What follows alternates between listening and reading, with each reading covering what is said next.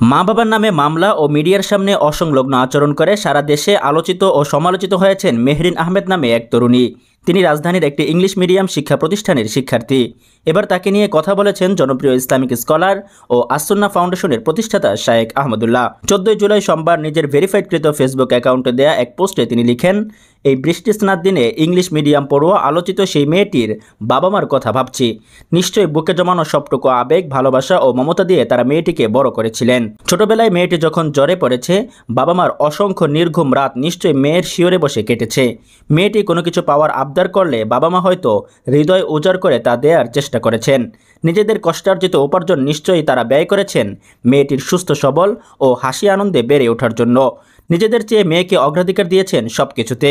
মেয়ে বাবা মার চক্ষু শীতলকারী সন্তান হবে, আর 10 জন বাবা মার মতো এমন স্বপ্ন তারাও নিশ্চয়ই লালন করতেন।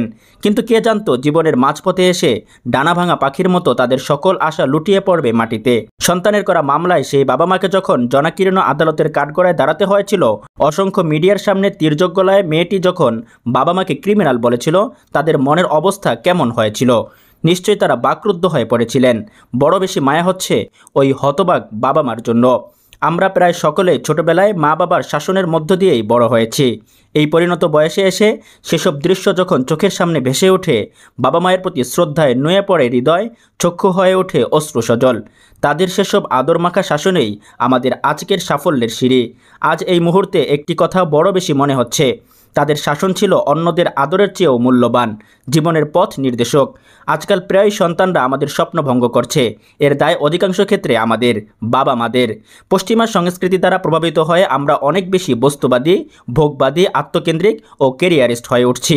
সন্তান প্রতিপালনের ক্ষেত্রে ঈমান, আত্মপরিচয়, ধর্মীয় ও সামাজিক মূল্যবোধকে আমরা উপেক্ষা করছি। সন্তানের ক্যারিয়ার, ইহজাগতিক সাফল্যই আমাদের কাছে হয়ে উঠেছে প্রধান অর্জন। ফলে একটা সময় আমাদের সন্তানরা হয়ে উঠছে স্বেচ্ছাচারী, উশৃঙ্খল, বেপরোয়া, যার সর্বশেষ পরিণতি আমরা দেখলাম অধিকার খর্বের অভিযোগে বাবা মার বিরুদ্ধে সন্তানের মামলা। এটাই বোধহয় সতর্কতার কফিনের শেষ পেরেক। এরপরও যদি আমরা না শুধরাই, পড়াশোনার পাশাপাশি সন্তানকে আত্মপরিচয় ও মূল্যবোধ না শেখাই, তবে আফসোস, হতাশা ও স্বপ্নভঙ্গের বেদনাই হবে আমাদের চিরসাথী। সেই দুর্দিন আসার আগেই আসুন সচেতন হই।